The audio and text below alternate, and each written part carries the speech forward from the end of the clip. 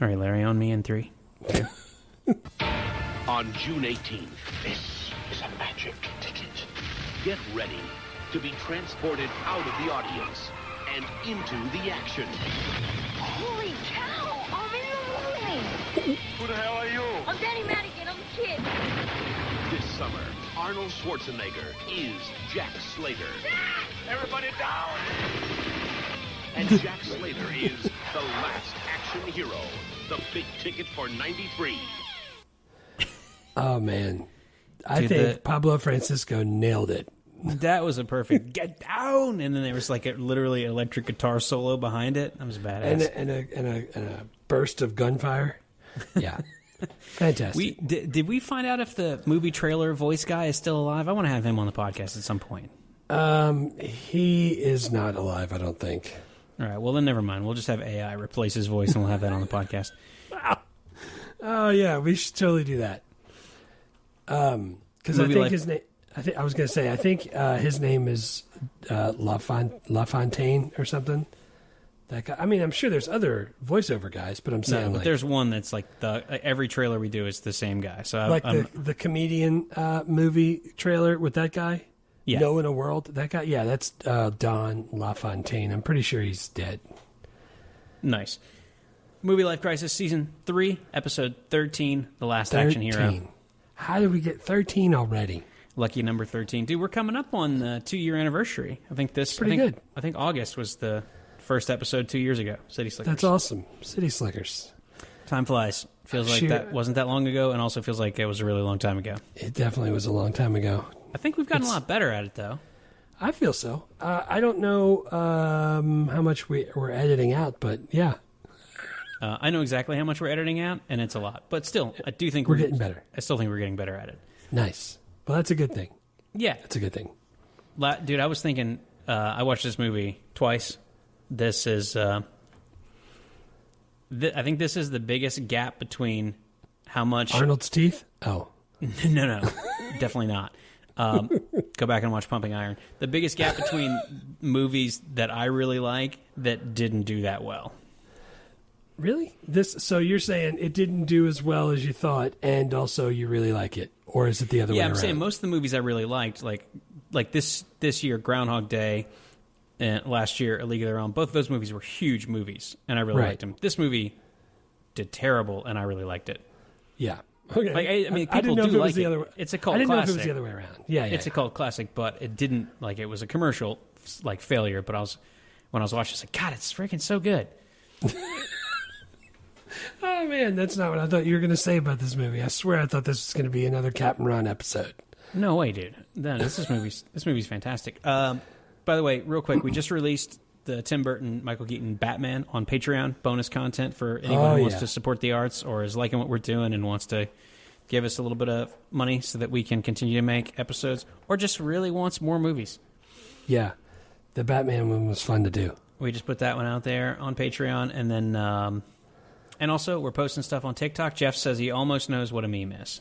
Almost there. I'm almost there. I think I figured it out. I figured out what a meme is.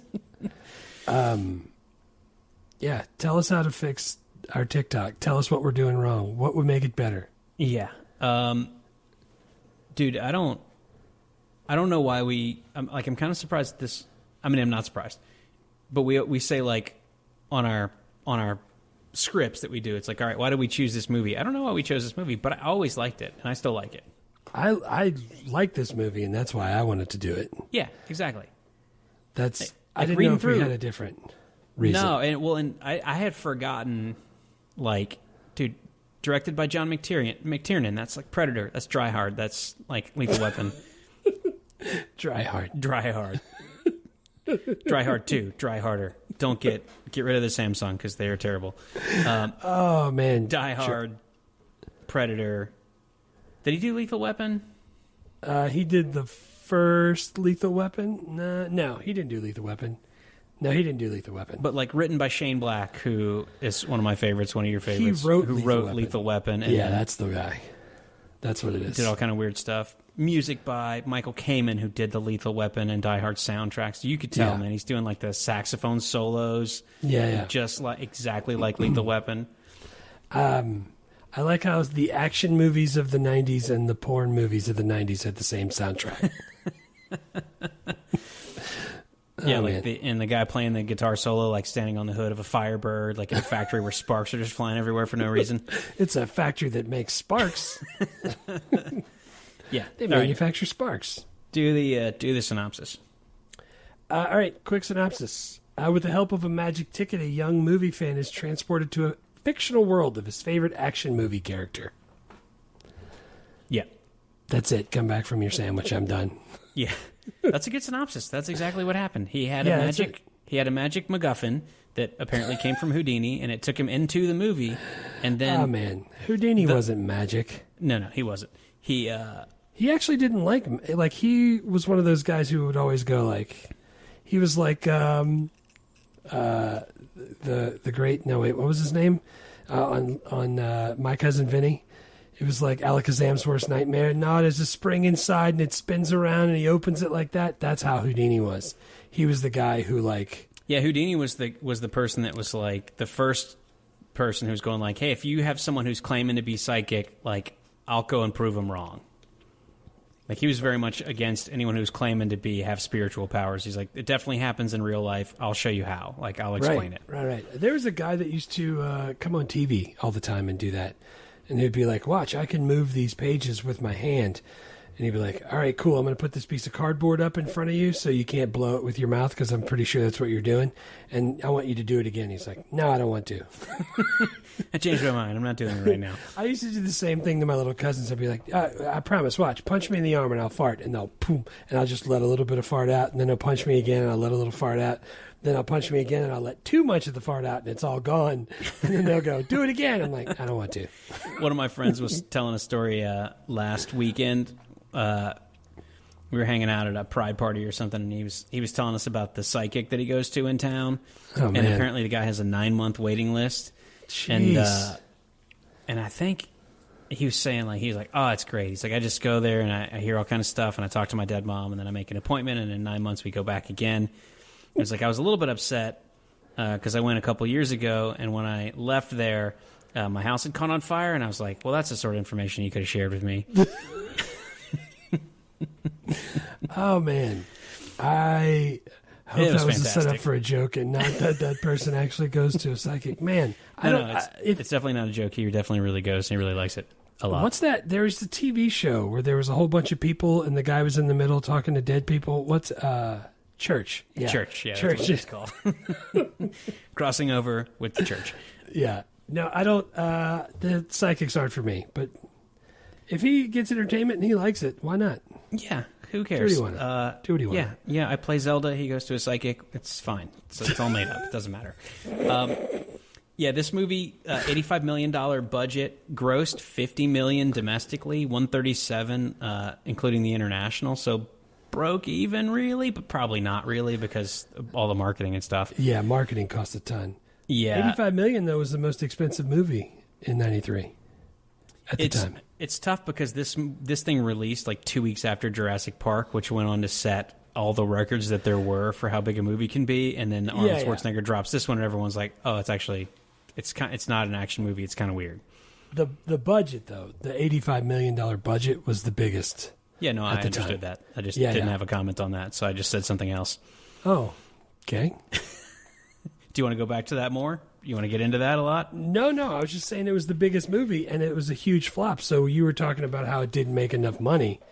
And yeah, well, it wasn't a huge flop. It made almost double its budget back, but just like if you spend $85 million, you get $137 million back. You technically made money, but really by the time you're done marketing and stuff, you didn't make money. Right. And everyone involved is like, studio's disappointed, Arnold's disappointed, the director, everyone's upset at how poorly this movie did.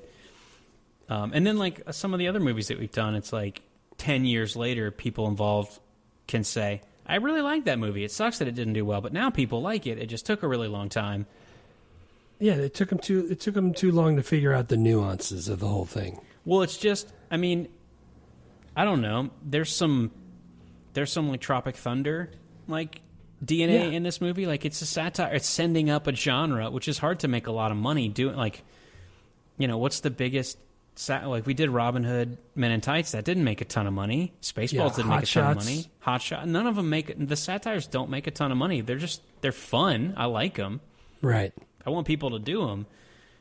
Like, dude, what's the Dewey Cox Walk Hard? That is freaking hilarious. It didn't make that much money. Yeah, I could see that. I like this movie, and I think it should have made more money, but I liked it from the get-go. Oh, I did too. I don't want to be the guy who's like, oh, I liked it way back when it wasn't cool, but I really did like it back when it wasn't cool. I wasn't running around like middle school going like, you got to see The Last Action Hero, but I always remember liking it. I can remember telling people to go see this. I believe that. Yeah. I'm assuming that you didn't find any awards. No, I didn't. I mean, if you'd like to know about the Raspberry Awards that they were nominated for but didn't win, and then the Stinkers Bad Movie Awards but got nominated but didn't win. No, I'm good. I'm good on that. No sequels, no spinoffs. No. This is like, Arnold was like, I didn't leave my house for 3 weeks. And then my mother-in-law was like, hey, life goes on. Just go do stuff. He's like, all right, fine. Yeah. That was a good call. Do you remember when and where you first saw this? I do. Yeah. This is when I still hung out with my parents because I was like 15. So I still hung out with them a lot. Sorry for them. And I can remember going to see this with my dad. This was a Town and Country Theater, which is now a Tuesday mornings or something, over by Winn-Dixie in Eckerd. Nice. So you saw this in theaters? In the theater, yeah. I remember seeing it. That is amazing. I definitely didn't see it in theaters, but I saw it on VHS and probably right when it came out. This one. So was it like 90 midsummer. days? It used to be like 90 days after the theatrical release. Oh, I think it was longer than that. Was it? It seemed like it was a really long time when I was a kid. Yeah. That's what I was trying to figure out. Is it a long time because it felt like a long time, or was it an actual long time? I think it was an actual long time. Even now, I'd be like, what? 6 months? I can't wait that long. Let's see. How long did it take for movies to come out on VHS? Is 4 to 6 months. Yeah. That's a long time. That's a pretty long time. So you don't remember where you saw it? You just remember watching it on VHS? We didn't own it, but I know we rented it. And I was like, I would watch whatever Schwarzenegger movies my dad would let me watch. So, because I was 13 at the time. So I think probably pretty much any of them I could watch. Like, I didn't go back past like the original Terminator. I didn't watch like Conan the Barbarian and stuff till I got to be older, but yeah, like all this Conan. Like, dude, me too. Yeah, but like, Kindergarten Cop and like Twins, I watched all that shit. I like Arnold the comedian. Me too, man. The famous comedian Arnold Braunschweiger. Schwarzenegger. Gesundheit. Gesundheit. Yeah. So, what did you rate it? If you did like it, 8 out of 10. I got 8 out of 10. You bastard! I have an 8 out of 10. Yeah, I really enjoyed it. We both just had the Tim Burton Batman 8 out of 10 too. It's good, man. It's freaking funny. It's a really smart premise. It's well acted. It's well directed. It's got a million cameos. It's got some good quotes. I don't think people like. I feel like Arnold was. I was reading about how like he was like this was the best script he ever read. And he liked it because it was a send-up of all the action movies he had done before that, and it was his chance to be comedic, and he liked it. I think Arnold just didn't realize how uncultured most of the people are. They're all just uncultured swine that don't get any of the references, so they didn't. I think people didn't laugh at some of the stuff because they didn't realize, oh, this was a parody. This was like satire of what it was actually supposed to be. Well, I think that's the hard part with making a satire is like you're satirizing a genre, but there's probably a lot of the audience who feels like you're making fun of them for liking that, which you're not. Like I love, like if somebody wanted to make fun of us for doing this podcast, I would think that's really funny. That is something you should make fun of. Like it wouldn't hurt my feelings. Obviously, George Clooney would play me, but I don't know who would play you. Charles Barkley would play me. Oh, that's terrible. That's terrible right there. Yeah, well, dude, this like Shane Black is great. I love him. Zach Penn is great. I love him. They both wrote all kind of awesome. Like, dude, Shane Black, like wrote Lethal Weapon, wrote The Last Boy Scout, wrote Long Kiss Goodnight, wrote Kiss Kiss Bang Kiss, Bang, Bang, wrote Nice Guys, Iron Man 3. Zach Penn wrote PCU, like Men in Black, Charlie's Angels, the original Bryan Singer X-Men movies. Yeah. Like the Avengers story credit with Joss Whedon, Ready Player One. Those guys they come up with all kind of it's always really smart stuff. Like it's stuff that I like, but also in addition to that, it's really smart. Right. And that's the fun part about it though. Like I think like that's maybe why Jake didn't like it as much, I think. He was just like I was like, "Oh, and you see he always says I'll be back." He goes, "Yeah, I know that." I was like, "Well, that was the joke." And he was like, "All right." I'm like, "What's wrong with you? You're not my kid." Like I think he liked it, but he didn't really like it. Yeah, you think he's like a little too young to get the like point of the jokes?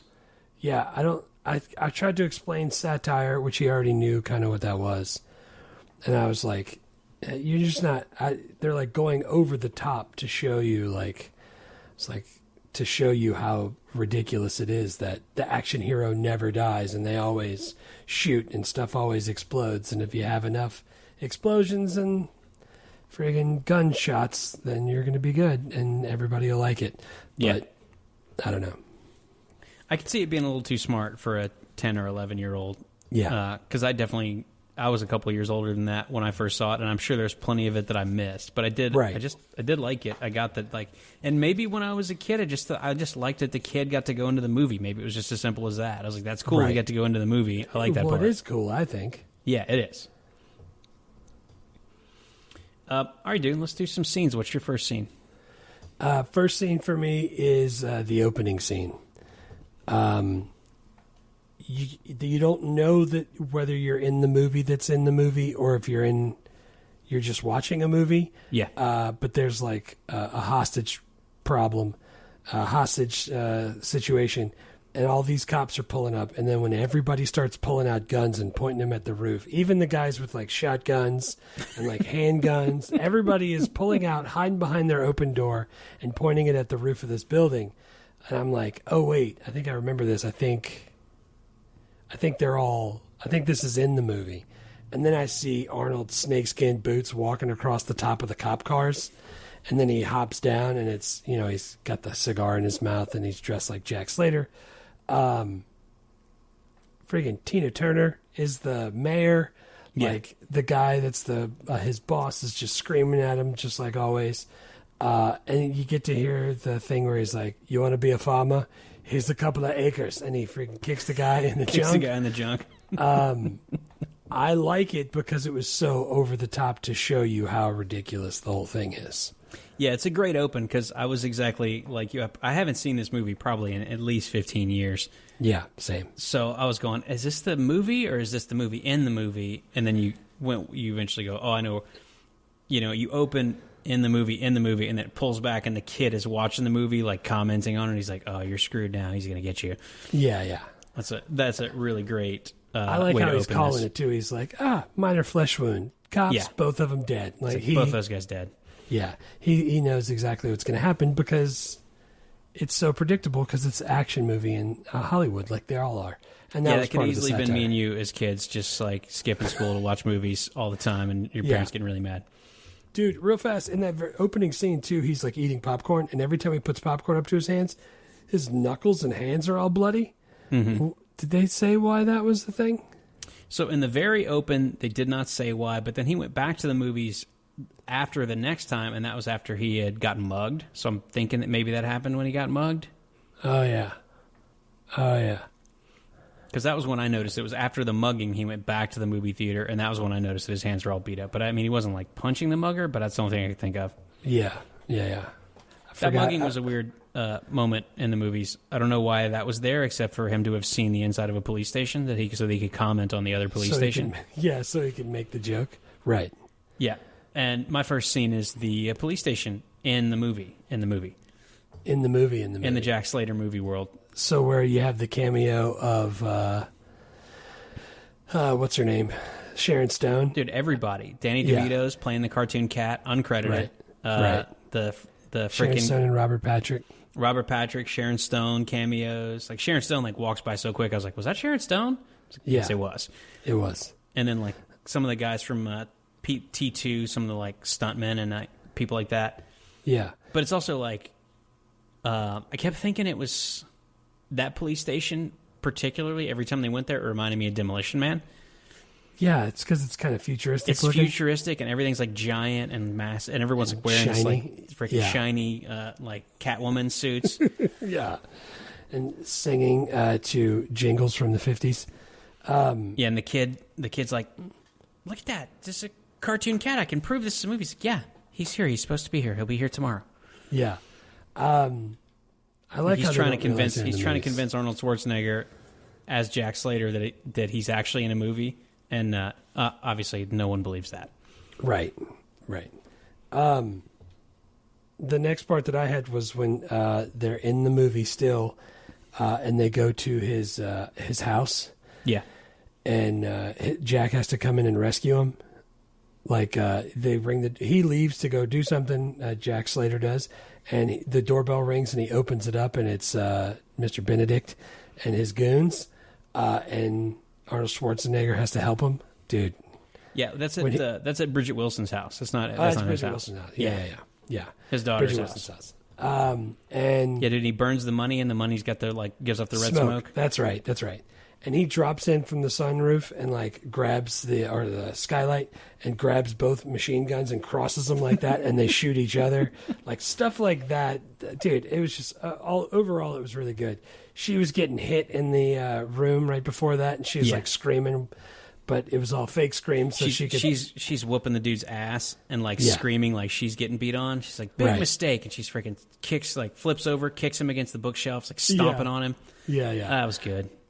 I like that part. That's where what's his name, Benedict takes the ticket from the little kid, and that's where the whole like part of the movie jumps off from there. They're chasing after him. Yeah, that's the whole like second half of the movie. Is it like the evil guy has the ticket, and then he's going to cross over to the real world, and then he's going to go from there and cross over to other movie worlds and start taking other movie villains and just like be a like villain god. Right. Like he looks right at the camera and is like, and if God was a villain, he would be me. Right. And I like that part. And I want to comment on that too in a second. Yeah. But what's your next scene?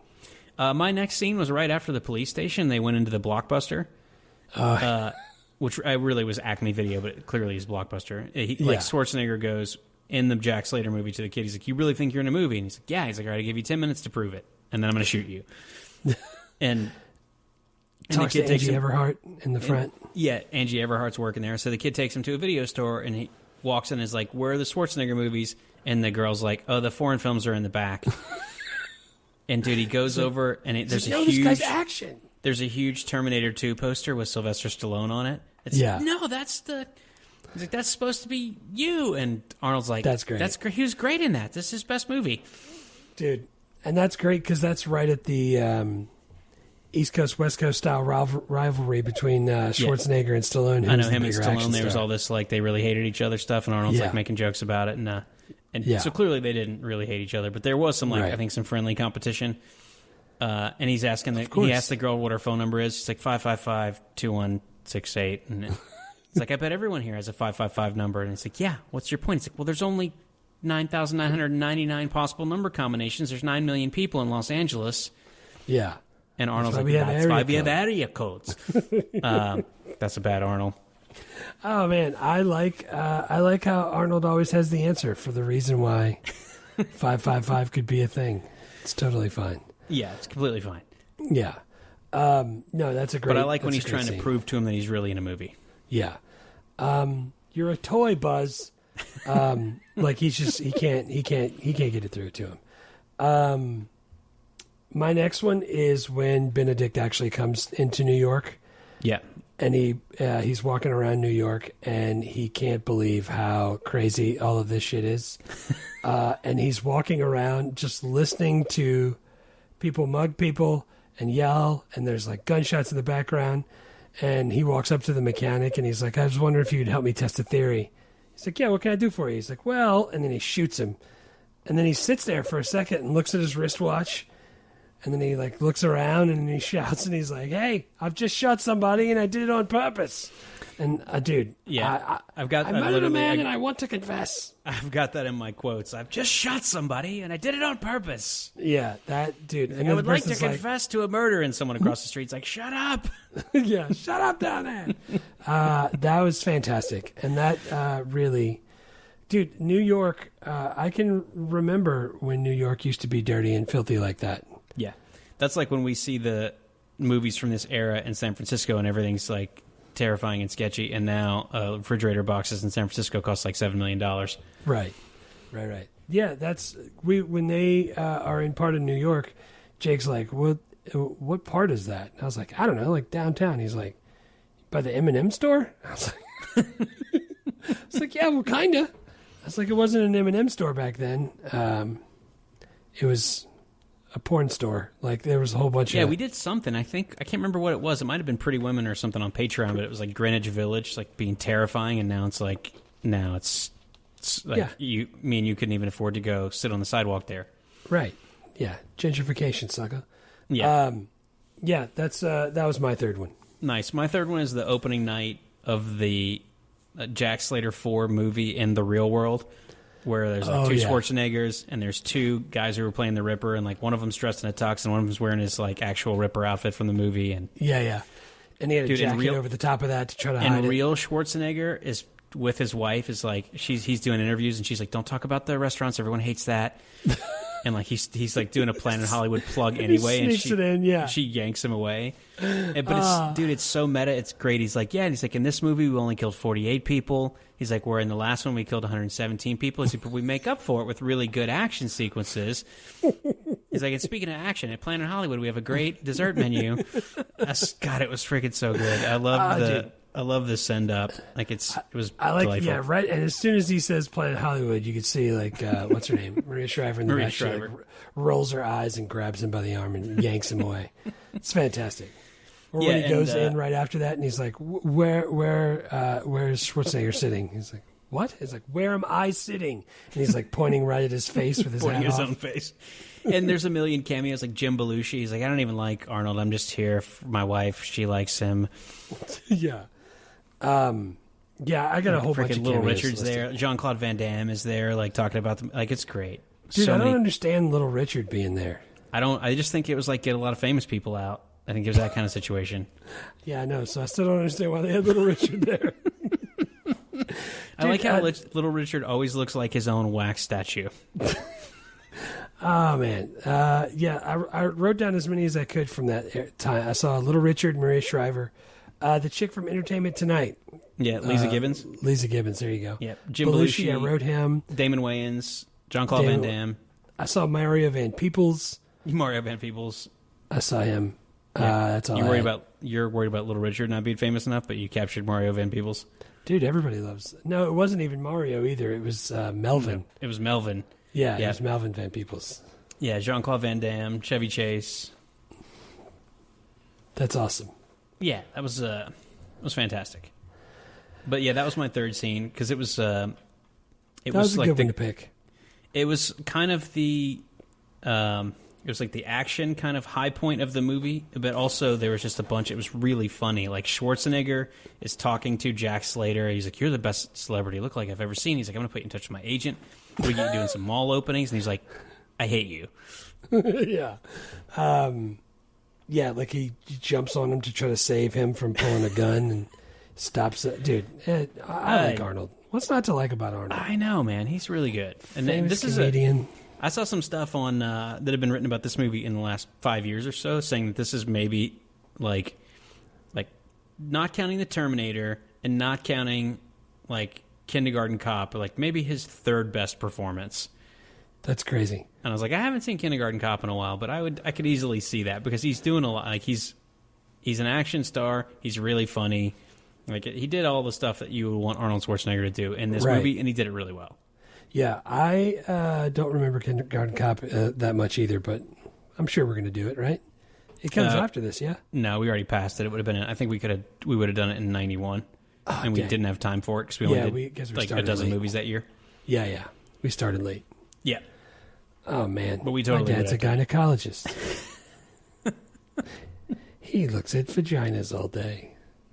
Yeah, good call on that scene. That was a good scene. And then the guy, the Ripper, his agent is there, and like the actual guy, Tom Noonan, who plays the Ripper's like he's like got a tuxedo on, he looks very nice. And then the actual Ripper, who gets pulled from another movie to come back and kill Slater, shows up, like wearing his freaking yellow raincoat with his axe. And the entertainment TV people are like, hey, what brings you out? He's like, I thought I might kill someone. And they all start laughing. And the actor's agent is like, oh my God, what are you doing? He's like, you want to play anything but serial killers? He's like, you got to come with me. I got a guy who rents tuxes. I'll bring you a tux. And he's like assembling his axe while the guy talks on the cell phone.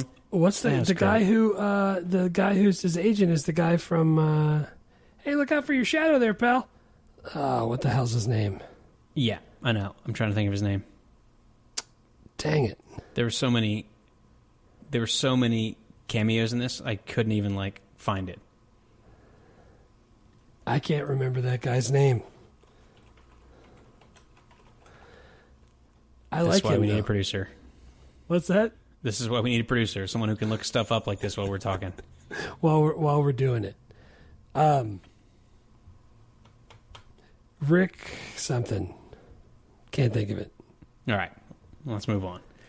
Starts with a D. Sorry, Okay. Rick, if you're still alive. Doesn't matter. I'm editing this out. All right. I like Rick. I like Ricky D from. All right, we'll look it up then, and let's do it. We're not doing Rick. I forgot his last name. Dunham or something like that. Final answer. All right, I'm editing that out. All right, let's do quotes. Quotes. My first one we already said. I've shot somebody, and I did it on purpose. I put that down as one of my quotes also, even though that was my favorite scene when they came out into the New York. I did that too. That was, dude. When he and he repeats it too. He goes, "I said I have murdered a man and I want to confess." Like, dude, that guy did a great. Charles Dance did a great job. He was really that. good. He didn't make my characters, but he was delightful.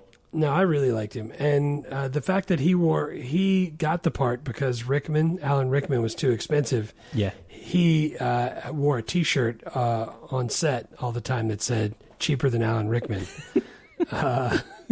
Dude, that's great. Alan Rickman. Right there. Alan Rickman would have been amazing. Yeah, that would have been good too. Hamming it up like he did in Robin Hood. I was just thinking, like, just going to 11 like he did in Robin Hood all the time. I would have been all about that. Great. Charles Dance did very good. Yeah, I like it. All right, what's your next quote? So my next one is Danny Manigan is the little kid, and they're riding around so he can show Jack Slater the house that the bad guys are living in. Yeah, the villain's house.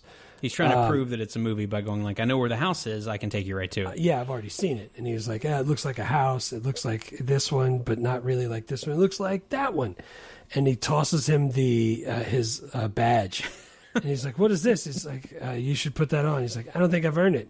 He's like, you don't understand. You just solved the entire case. You just revolutionized the entire history of police training. I mean, all these years at the academy, studying human character, psyche of terrorists, fingerprint analysis, and of course, all those surveillance and hostage negotiation and criminal psychology. All you got to do is drive around the neighborhood and point to a house and say, the bad guys are in there.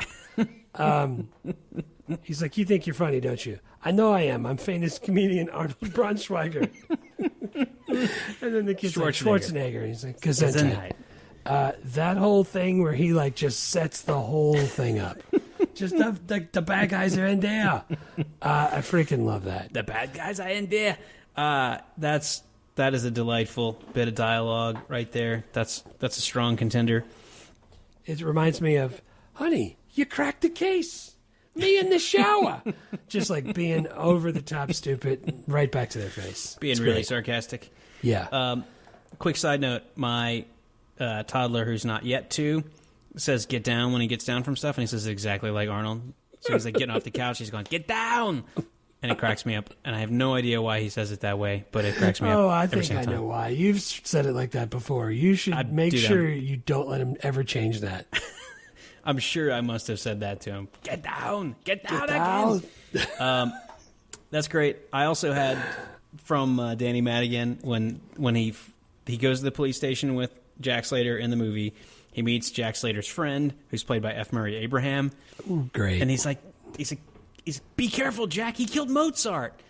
And Arnold goes, in a movie? He's like, you won 8 Oscars. Yeah, I like Amadeus. And F. Murray Abraham played, won an Oscar in Amadeus. And immediately after that, they go in to talk to the chief or the lieutenant or the captain or whoever the hell that guy was. Yeah. And he's going, you guys are the very best of friends. You said after your wife left it. It's like, and the captain's like, you told? And the kid goes, no, Jack Slater won. He won what? No, the very first Jack Slater. You told your dad? Yeah. Like, dude, it was like back and forth like 4 lines in a row, and it kept getting progressively funnier. I was like, God damn, that's genius. Yeah, and I was laughing, and I look over, and nobody else in my room is laughing with me. I'm like, did y'all not hear that? And Jake's like, maybe I missed it. I don't get it. It's the Onetters. Yeah, it's the presidential flashcards. Yeah, dude, for reals. Those were both. Yeah, that's good stuff. That's 2 quotes jammed into one, but they happened back to back, like in 30 seconds of movie time. Yeah. How do you get to Carnegie Hall? Practice. The guy's name was Practice. That was pretty weak. That's awesome. My last quote I had was when Arnold turns around to walk off. He says, "I'll be back." Ha! I bet you didn't think I was going to say that, did you? He's like, that's what you always say. He's like, I do? It's kind of your thing. Everyone keeps waiting for ways for you to work it in. When Arnold's face is just like, I do? And he's just flabbergasted. I love it. And then later on when he's in the real New York, he's like, got the cab driver. He's like, rubber baby buggy bumpers. I bet you didn't know I was going to say that. Man, that's good stuff. Yeah, I can see why Arnold likes this movie. Yeah, dude, this movie's really smart. I like it. My last quote was after he plays chicken in the quote-unquote real world. Yeah. And the kid's yelling. I was like, you can't play chicken in the real world. You'll die. And he drives the car into the other car. Yeah. And you're like, the kid runs up to him, and Arnold opens the door, and he goes, and the kid's like, you can't play chicken. You'll die. And he goes, 89 Mercury Sable, standard driver's side airbag. Who's dumb now? Yeah, that's genius. There was a movie with Mel Gibson where he did that. I don't know. Same idea. But I also just loved when he stole the car. I was like, holy shit, is that a Mercury Sable? And then, like, 1 minute later, it's like 89 Mercury Sable, standard driver's side airbag. And he had to punch the glass in, and it actually hurt his hand. Yeah. Yeah, that's good stuff. It's good stuff. Yeah, there's good quotes in this movie. There's really smart dialogue. I was all about it. That's some Shane Black for you. I like that guy. I know, man. That guy's good. You want to do characters? Yeah. I was just looking up when Long Kiss Goodnight is. Not till 96. 96. Kiss Kiss Bang Bang is another 9 years after that, though. I know, 2005. I can't wait that long. I can wait till 96. Chefs do that. We turn the heater up, doesn't work, but it makes a loud noise, distracts you from being cold. If it's any consolation, you got to beat from the hands down and the neck up. Yeah, my first character is Jack Slater, Arnold Schwarzenegger. Yeah, I have him too. The fictional LAPD officer. Yeah. I like how he plays Hamlet. I like how he plays a fictionalized version of himself. I like how he's awesome. The whole thing. It's just really good. He's doing he's doing action movie stuff. He's doing funny stuff. He's also doing the this kid's telling me I'm a movie character, but I don't believe him. I was buying it all. Like, it's good acting work from him. I don't have a problem with Arnold. I like him. I don't think he's actually Laurence Olivier or whatever, but he's good, man. And he always knows what kind of movies he's going to be good in, and then he does those movies, and I respect that. Yeah, more people. Arnold never did let me just try a romantic comedy. He's like, that's not my thing. I'm doing my thing. What is you can have romance in it though? He's done that before, yeah. Yeah, I mean, he's had romantic interests in his movie, but he's never done just a drama. He's never done a romantic comedy. It's always either just comedy or it's action. That's my kind of jam right there. Yeah, and I was looking at his because I was thinking while I was watching this movie, I was like, dude, he did T2 right before this movie, and I was like, I'm gonna go look up. He does 1988 Twins comedy, 1990 Total Recall sci-fi action, 1990 Kindergarten Cop comedy, T2 in 91, and then he goes to this Last Action Hero, and then he goes back with James Cameron for True Lies in 94. He's bouncing between, like, I'm going to do a silly movie, and I'm going to do an action movie. Yeah. Like, for, like, 12 years. He's literally alternating. Yeah, it does look like that. Because then he goes Junior, and then he does Eraser, then Jingle All the Way. Then he's just bouncing back and forth. He's Dr. like, I'm going to do a Freeze. silly movie, and then I'm going to do an action movie. I was like, Is Batman and Robin and Jingle All the Way both silly? Because those are back-to-back sillies. Yeah, I don't think he meant for Batman and Robin to be as silly as it ended up being. Mr. Freeze. But I don't even know if we'll do that one on the podcast. What? I love Mr. Freeze. He says all of the cliche things that Arnold says in these movies. I can be talked into it. I'm just saying. We'll have to see what that year looks like. But yeah, man, Arnold Schwarzenegger is so smart at business. I love that guy. Yeah, he's doing well for himself. And I can't think, like, I mean, I'm sure Stallone probably could have done this because Stallone's also really smart and really funny. But like, no other action star from this era could have pulled this off. Well, Damon Wayans, but he wasn't really an action star. He was kind of a B level. What about Bruce Willis? He can be funny sometimes. He can be funny. Yeah, I guess Bruce Willis probably could have pulled this off. All right, those are the three biggest stars, action stars in the world. I'll give any three of them can do it. But like Van Damme could not have done it. No. Steven Seagal could not have done it. Like Damon Wayans could not. None of the other action people could have pulled this off. I don't think. I don't put Damon Wayans in an action role. I don't either. But he's doing a couple action movies around this time. He does Last Boy Scout. Like we're a couple years away from Major Payne, but he wasn't like action. But Blank Man, obviously, big action movie. Huge action man. What? I wasn't talking to Miami. Oh man, what was that song that they played at the funeral? Remember that song? Silk, Cry On. Cry On. Ah, what a jam. Yeah. When your burdens seem to weigh you down. Is that your first character too? Yeah, Arnold was my first character. My second person is Mr. Benedict, Charles Dance. Yeah, he's good. He's the right-hand man. He was like the hidden antagonist. You didn't know he was the bad guy. You thought he was just like... Yeah, he was supposed to be like the lead henchman, and then he ended up shooting his boss and then becoming the main guy. Are you the main drug dealer of the house? Oh, no, I just made it up to lackey.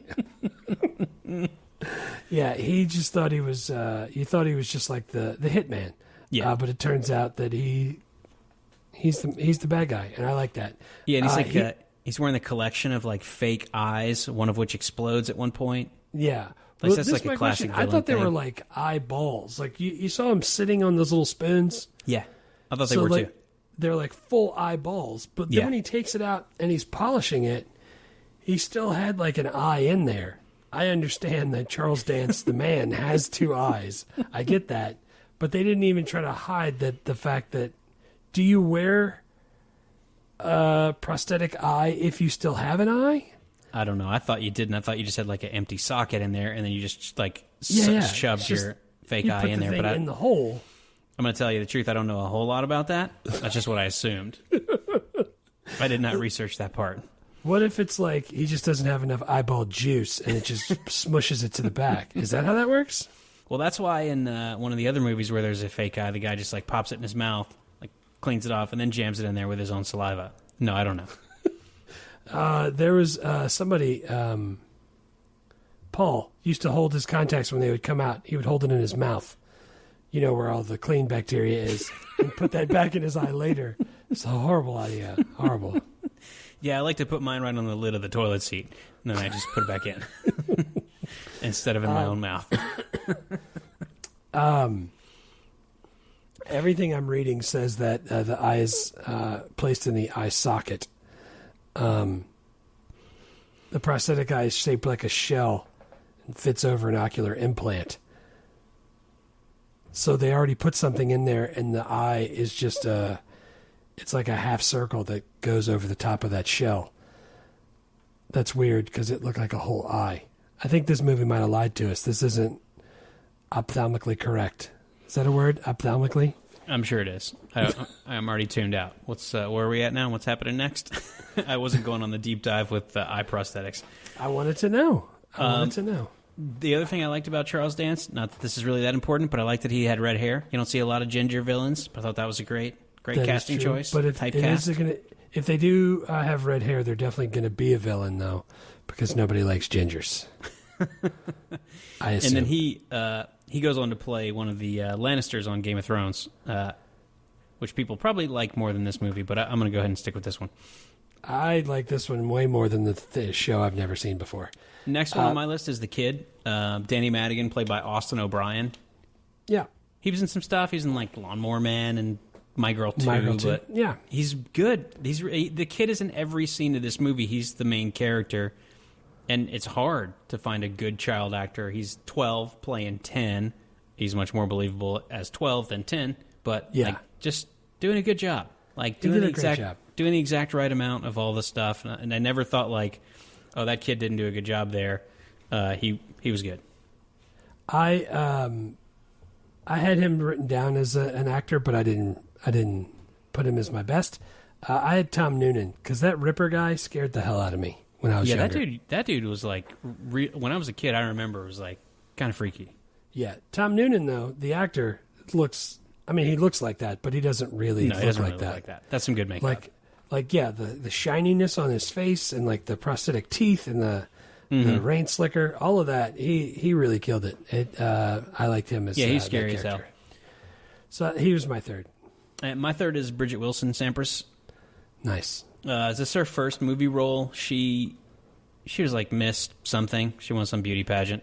She was Miss Teen USA in 1990. Miss Teen USA in 1990. This movie role in 93 is her first movie role. She's really gonna kind of peak as an actor in 95 when she plays Veronica Vaughn and Billy Madison. She's one piece of ace. Let me tell you something. I know from experience. No, you don't. No, not me, but a buddy of mine. No, he doesn't. Well, no, but you can imagine. I don't think this is her best movie. I don't think Billy Madison's even her best movie. No, I don't think it is either, but I think it's her peak as an actor. That's the biggest movie she ever does. What is your favorite best movie by her? Love Stinks? Love Stinks. I think that's mine. Yeah. Maybe Buying the Cow? No, not Buying the Cow. She's not very good in that. I mean, she's good, but that part is terrible. So the character she plays sucks. The part in Love Stinks is also pretty terrible. Yeah, it kind of is. But she was in House on Haunted Hill too. I like that movie. But she's already really good. She like pops off the screen and she's kicking ass. She's super hot and and I also really like the meta commentary of in the Jack Slater movie they're going to introduce a new character, his daughter, and in the actual Last Action Hero movie they cast a new actor to play that new character in the movie. Like it's just freaking layers on top of layers. Yeah, meta, man. It's nice. Super meta. But I liked her. She did a good job, and I like that I got to think ahead to like, oh, I wonder when Billy Madison comes out. All right, 2 years. I'm ready. I can do that. Nice. I was just thinking, I wonder how many people that listen to this podcast know who Pete Sampras is. Dude, if you're listening to this podcast, you definitely know who Pete Sampras is. Maybe. If you care about the 90s, you knew about Pete Sampras. I wonder what he looks like now, because she still looks exactly the same. I wonder what Pete Sampras looks like now. Probably short and hairy, just like before. Yeah, exactly. And with freaking calves of solid iron. Yeah. All right. Writer, director, actor. We kind of talked about it. John McTiernan, director, did a bunch of amazing action movies. Die Hard, Predator, Lethal Weapon. Die Hard with a Vengeance, I think, is my favorite Die Hard, and he did that one. That's the best Die Hard. Is that the one with Samuel L. Jackson? That's Sam Jackson and that's Jeremy the one I like Irons. too. Yeah, the first one is I think unbeatable, but that I like With a Vengeance too. You definitely need number one to make it all work, but man, Vengeance is fantastic. He also did Thomas Crown Affair with Rene Russo. With Rene Russo and Pierce Brosnan. I like that one too. Shane Black, Zach Penn, story and screenplay, like those guys have done all kind of really cool stuff. Yeah. Michael Kamen does the score, which is perfect because he did the Lethal Weapon score, and this score straight up rips it off in an amazing way. Right. Like you kind of had to hire him for that because you were going to rip off Lethal Weapon. You may as well have the guy who did it. Yeah, if you're going to make fun of action movies, you might as well have the guy who writes the best action. Well, and I was looking at his filmography, and it's like this guy he's such a great composer for action movies, especially of this era. Like he's basically like the voice of a generation for late 80s, early 90s action movies. Yeah, it is. And we talked about it in Jurassic Park. Like, I really like the Robin Hood, Prince of Thieves score, which is very different than some of the action movie stuff. Like, no sax solos, no electric guitar solos, but still really good. You can't have sax solos in ancient times like that. No. Back in the day. Yeah, dude, I'm telling you, when they do, like, it's it's a dark scene. Somebody's walking through a door, and the light is coming through some blinds, and you could see the blinds reflect, like on the wall, lit up. And there's a sax solo, and the guy's grabbing a bottle of whiskey because something happened, and I can picture that dude's music playing over that type of thing. Yeah, me too. It's fantastic. Me too. And I mean, this is not about the writer-directors, but this is just bonus stuff. Like, it's cool how once Jack Slater really does understand and believe that he's a fictional character, like, he actually has an emotional moment where he's going, like, I just found out that I'm fictional. Like, and it could have been played for comedy, but he's going, like, they killed my son because it's interesting. Like, it was an interesting writing choice. Like it was like a real moment that happened in the movie, and I was like, dude, that's pretty cool to write that and then deliver it and film it. Like, that's a smart way to do that. I wonder, do you think Tim Allen used that as inspiration when he found out he was a toy as Buzz Lightyear? Yeah, I don't know, but that's what I was thinking too. I was like, it's freaking perfect. It's like when Buzz finds out he's a toy and he's actually really bummed out about it. Yeah, he has that huge, where he starts drinking tea with Mrs. whatever, Crumpets or whatever her name was. Dude, I marked down a couple of people that I wanted to talk about too, like Anthony Quinn, the guy who plays the old guy, the old like mobster guy. Yeah. He was Zorba the Greek. He was in Lawrence of Arabia. He was like Zapata. He played a bunch of big parts. That dude's an actor that was around forever. The big Asian guy that answered the door. Yeah. He's the big Asian guy who answers the door on Pee-wee's Big Adventure that stops him from coming into Francis's house or whatever the guy's name is. And I wanted to say that Frank McRae, the guy who played the supervisor lieutenant, who's always screaming at him. Yeah, he played for the Bears, defensive tackle, back in the 60s. That's pretty awesome. I like that. Yeah, I had some more. I had the other stuff like that in cameos. Oh yeah, I did have some cameos. Those guys were just actors that I threw in there. Did you have any other good? Because I had a couple other things that I wrote down. I didn't. Hit me with the high points. Yeah. Gaffes.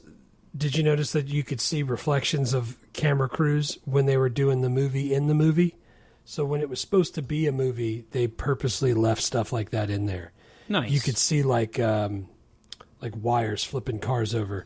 You could see like they purposely didn't hide it as much as they normally would. Yeah. Like the part that you were saying was like, if God was a villain, he'd be me. Like that whole scene. That's when he starts breaking the fourth wall and showing, like, once he realizes what the deal is and he starts talking to the audience, when the camera spins around, right after he shot the guy, you could see the reflection of the camera crew in there and he's talking right at the camera.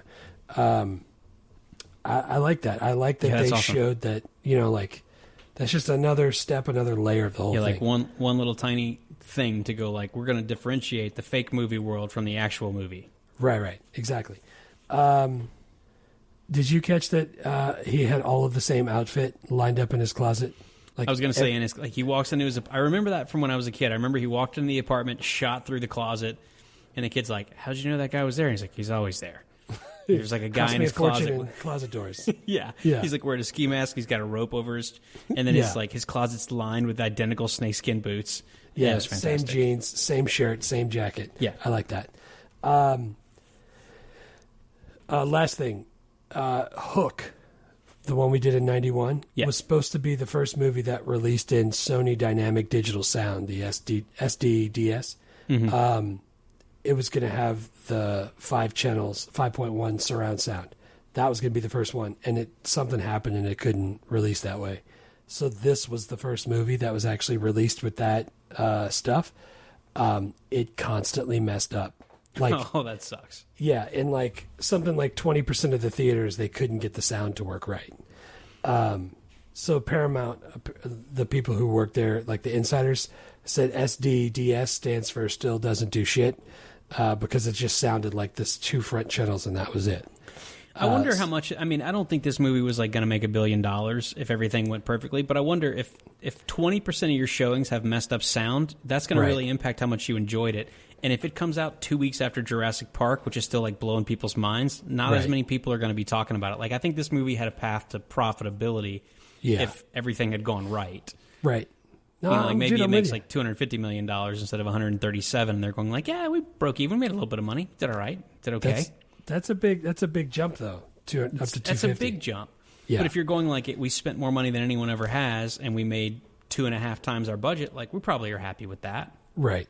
Like at the time, that would have probably been one of the biggest movies ever. Like, you know, top 10, top 20. Right. Yeah, it's a shame. And how much Arnold liked it was, it's a shame that it didn't do well. Not that we're ever going to be able to talk to Arnold Schwarzenegger. I want to make it clear that I don't think we're ever going to be able to. But this is the type of movie you can get an actor like this to talk about. Like he probably is tired of talking about T2. But if you could really go like, do you want to talk about Last Action Hero just for like 20 minutes? Like I think it's the sort of thing somebody like Arnold would like it. Yeah. Yeah. Dude, that would be great to talk to Arnold. Yeah. He's a I'll guy delete I've this watched episode right now and do another one if he wants to come talk. Yeah, I'm with it. Let's do it. Did you have any worst? I mean, I had some old tech, but then I just stopped writing it down because it was all old tech. Yeah, it's all old tech. It's too much. And yeah. I didn't really have any. I had a little bit of effects. There's one time when he got out of the elevator where I could tell the camera just like jumped a tiny little bit. And it's like when the elevator came up to the top, there was like one tiny little skip before the doors opened and he stepped out. And it's like, oh, they spliced together two different. Oh, yeah. But it wasn't even effects. It was just like a weird editing thing. But Right. I didn't really have any. Nice. I didn't have any of that stuff for bad. Cameos. The first one that I wrote down, I actually noticed, is that when the kid is watching the credits for Jack Slater 4, it says a Franco Colombo production. Yeah. And I know that name. That was Arnold Schwarzenegger's training partner for like 50 years, one of his closest friends that did bodybuilding and Mr. Olympia with him. Yeah. That's awesome. Thought that was really cool. That's good stuff. We talked about all the other ones. Well, we didn't talk about all of them. We talked about a lot of them, like Tina Turner, Sharon Stone, Robert Patrick, like Danny DeVito, Jim Belushi, Maria Shriver, Damon Wayans. MC Hammer was at the. I was gonna say we didn't talk about MC Hammer. MC Hammer comes to the like movie premiere and he's like, "We go on the soundtrack for Slater 5." Yeah, that's awesome. Ian McKellen is death in the movie. Comes out of the other screen and is like, maybe gonna kill Jack Slater. Yeah. Wilson Phillips was singing during the funeral scene. Wilson Phillips singing at the funeral scene. I think that's one of the only other ones I had. The only other one I had was the rookie cop who died in the explosion. Yeah. Was Noah Emmerich, who's the guy, the best friend from the Truman Show. Nice. Yeah, I like that guy. I do too. What about speaking of cops dying? The guy one of the guys who dies in the explosion. He's up like in the lands tree. in the palm tree, and he's like 2 days from retirement. Oh man, I'm getting too old for this shit. That's really great because that's Shane Black parodying his own movie. Yeah, that's great. That's great. What about the English teacher? Did you see her? I did. I don't really care about that all that much, but I like yes, I that did see lady. that. She's in a bunch of stuff that I've seen. And she was it was the movie that she was showing was directed by her husband. Yeah. Laurence Olivier, who you've already mentioned. Yeah, Joan Plowright is her name. Yeah, I like her. 5 questions. Is it okay for kids? Your kids watch this? What'd they think? Cece didn't watch it, but Jake liked it, sort of. I don't know. I think you could pretty much start whenever if your kids are okay with violence. Yeah. Yeah, I got a couple of years to figure that out. We've only watched like the first 15 minutes of the original Lion King. That's the only movie my kids ever watched. Nice. He likes where the singing happens, though. He's into that part. Gotta start him early, man. Start showing him some stuff. Yeah. Yeah. Would this movie get made if it were pitched now? I think so. Maybe. You're not a toy buzz. Well, or Tropic Thunder. I mean, I think there's... you could still make satires. I think you probably have learned now you don't spend the most money anyone's ever spent on a movie that's going to be a satire or a parody because it's not going to do that well. What genre would be the best one satired? Like, they've already done horror movies. They've done action movies. Well, I mean, I think horror was the answer before freaking... What's the name of it? I don't know. Scream? Scary Movie you're talking about? Like the parody? No, I was thinking Cabin in the Woods. But yeah, Scream is also a great answer. I didn't know if you were talking about like full-on like Hot Shots Part 2 Scary Movie, like where they parody it big time. No, like what's the zombie movie with Woody Harrelson? Oh yeah, Zombieland. Yes, I freaking love that one. Yeah. Or wait, is it Shaun of the Dead? Shaun of the Dead also. Those are all horror. So is horror the answer? Is that the answer? I think that's a great one to do. I don't know. Can you parody superhero movies? Those are pretty big. Yeah. When's the last? Has there been a really good superhero parody? I don't think there has been a really good one. That's probably the next one. That's probably the right answer. Like, I don't think you can parody biopics anymore. I think Walk Hard, the Dewey Cox story, did it as well as you can do it. I think we're done there. And I like how that's the top. Dude, it really is. Have you seen that movie recently? It's genius. I've not. I saw it one time. It was kind of funny. It's hilarious, and every single trope that they hit, every biopic is still doing. Nice. You can't not. Yeah. Yeah, no, I'm sure you can still make a satire. These same people could probably get this made if they wanted to, even if Arnold isn't part of it. But I don't know. I don't think anyone's in a hurry to remake this particular one. Not this one exactly, right? No. Movie or TV show, they're always movies. Yeah. Did you do any recasting? What if you did it? Yeah, I did. But what if you did a TV show and then just did the TV show tropes? Could you do that or no? No, like, because you run out of jokes. Like you can only joke about something like for so long. I don't think you can make a TV show that's a satire because I think you run out. Yeah. I did do some remakes, some recasting. Did you? All right. Do that? No, I didn't. Hit me with what you got. All right. Jack Slater's going to be John Cena. Yep.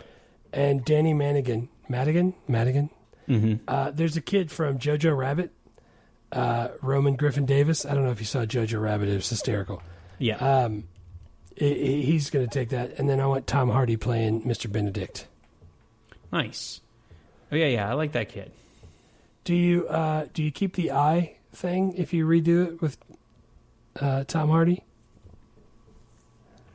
Yeah. Oh, yeah. I think for sure.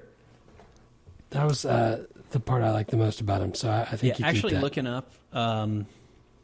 looking up Shaun of the Dead, that gives me a great idea for recasting. I would love Simon Pegg.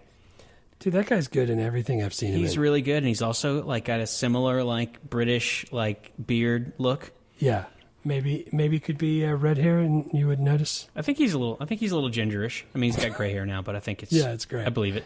Yeah. So can you watch it and enjoy it now? Yeah, man, this is good. I mean, like I said, I watched it twice in the last 3 days. Nice. I agree. I gave it 8. This may make my like top 5 of the year list at the end of the year. Say 8. Say 8. Yeah, dude, I gave it an 8, so I definitely liked it. I don't know if it'll be the top. We'll have to see if it gets to the end. There's a bunch of movies on the second half of this list that I don't.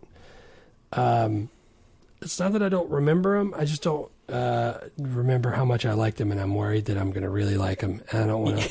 I don't want to pigeonhole myself at the very beginning. Because I talked about Demolition Man earlier. We got that coming later this year. Yeah, we got Miss Doubtfire coming. We got Rudy coming. We got Dave for Love or Money. Cool Runnings for Love or Money. All those are my jams. So, dude, The Fugitive, Tombstone. We got some stuff coming. Yeah.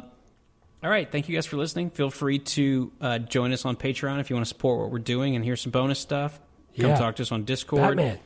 And nixt movie on the schedule is Rookie of the Year. Episode 14, Rookie of the Year. Hot ice. He heat up the ice. It's the best of both worlds. The ice cubes. Which is awesome because that'll be released on National Eat Your Beans Day. All right. That's great. That's a strong note to end on. Bye, con Dios. Bye, con Dios.